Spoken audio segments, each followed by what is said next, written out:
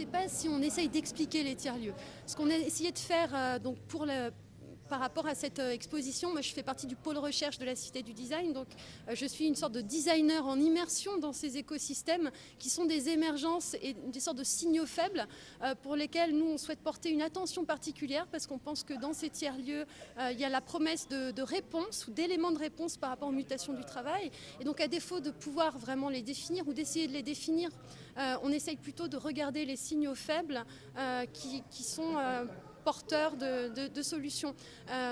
Pour la définition des tiers-lieux, on a un des sociologues qui travaille à ça, notamment Antoine Buret, qui a soutenu une thèse récemment, le tiers-lieu, objet de repolitisation par le service. Donc vous avez aussi des champs de recherche qui s'ouvrent pour essayer de comprendre ces phénomènes.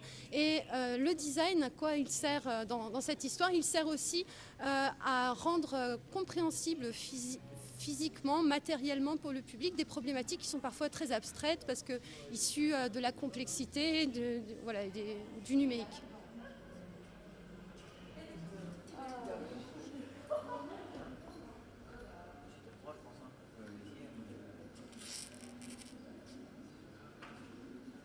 Un exemple très concret de tiers-lieu qui émerge, qui me plaît, c'est Nuit debout, qui est pour moi une forme de tiers-lieu, c'est-à-dire une situation à un moment donné, des gens remettent sur la table ensemble les questions politiques et font tiers-lieu dans la rue en se réunissant sur des temporalités éphémères, mobiles et qu'ils choisissent.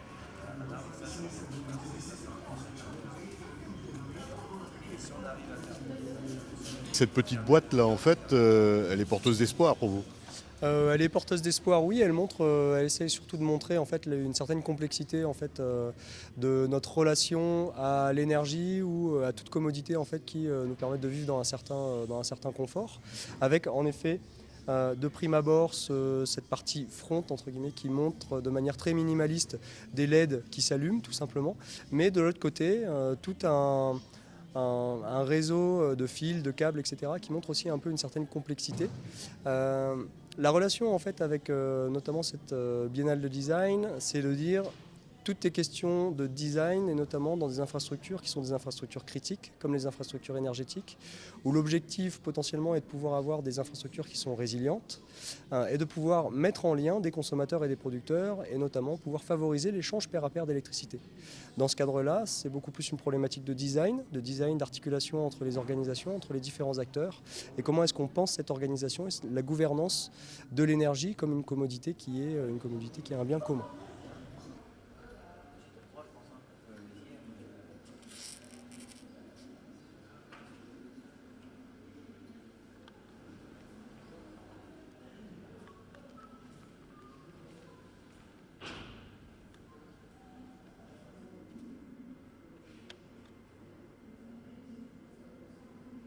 L'agriculture urbaine a largement sa place ici.